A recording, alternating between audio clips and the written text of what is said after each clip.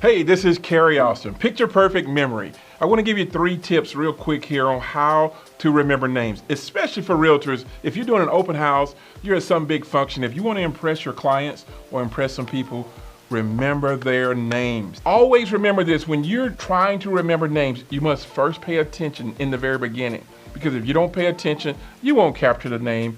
Most people don't listen, they're just waiting for their turn to talk. So don't do that. Here's the bottom line. If you don't use this, what I'm sharing with you, you'll lose it. So use it or lose it. It's that type of setup. But it's real easy. Here are 3 really easy techniques to remember. Hang on to these and it'll change your business, okay? Number 1, remember people's name is picture. Number 2, place. Number 3 is action. Remember those 3 words, picture, place, and action. Number 1, picture. When you meet that person, turn their name into a sound-alike picture. Why pictures? Because we think in pictures. If I said the word McDonald's, you don't think of McDonalds, but you might think about the hot fries or some golden arches or maybe a Big Mac. So you think in pictures. If I said hot dog, you don't think HOTDOG, but you'll think about a hot dog with your favorite fixing, whether it be mustard, ketchup, pickle, relish, whatever you want on your hot dog. We think in pictures. So when you hear the name John, turn the name into a sound-alike picture. A pseudonym also is what it's called. But John, turn it into a toilet. In other words, just turn the name into a toilet. If you hear the name Mike, turn his name into a microphone. Short Mike. If you meet a lady, her name is Sally, turn her name into salad. Or Barbara, how about we turn her name into Barber? So first of all, turn the name into a sound-alike picture. Number 2 is you have to have a place to hang the picture. If you have pictures in your home or in your office, you have to have somewhere to hang it. A nail, a tack, a hanger, something. You need a place to hang that picture. So the place on the person that you hang the picture, now you can't tell them that you're doing this, but you gotta do it and it works. You hang the picture on something that stands out to you. It's the first thing you see on that person. Now, if the guy has a big head, you want to hang the picture on his head. If he has big feet, maybe you place the picture on his feet. If she has long, beautiful blonde hair, then you hang the picture on her hair. So if I met a John, and let's say his nose was maybe a little extra long, you don't tell him that. We don't want to hurt people's feelings. We want to gain clients, not lose them. But maybe you put his nose in the toilet. Stay with me because it will make sense in the end. So the place, again, is that thing on the person that stands out. You put his nose in the toilet. Maybe if you meet Mike, and if his ears are big, you take the microphone and you hang it on his ears. Hopefully you get the picture there.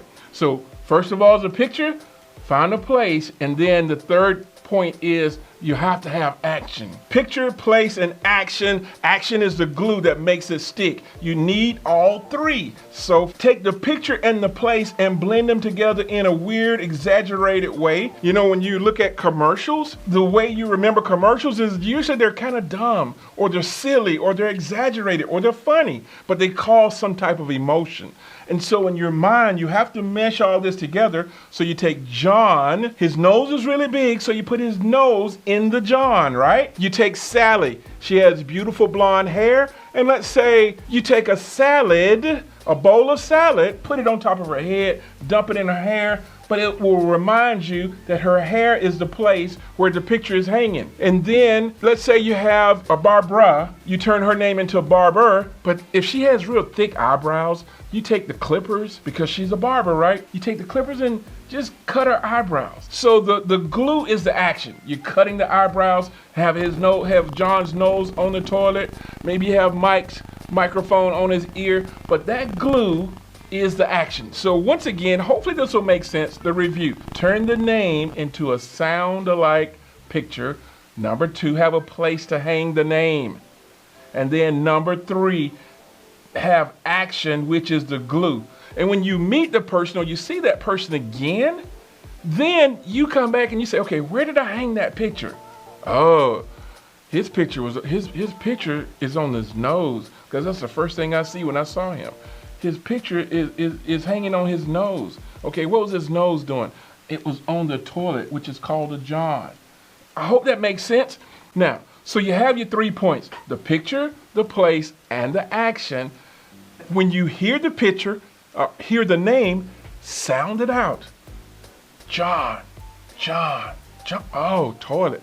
My friend Brett is doing the recording right now. When I hear the name Brett, I turn it into a loaf of bread. Bread. Turn the name into a sound-alike picture. Next, find a place.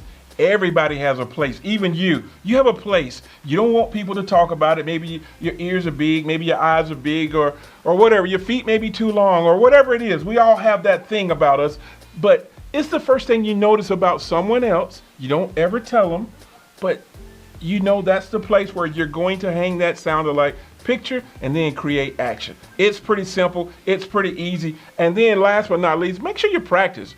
Practice does not make it perfect. Practice makes it permanent. Okay? Thanks again for joining us. This Picture Perfect Memory. Kerry Austin signing off. See you next time.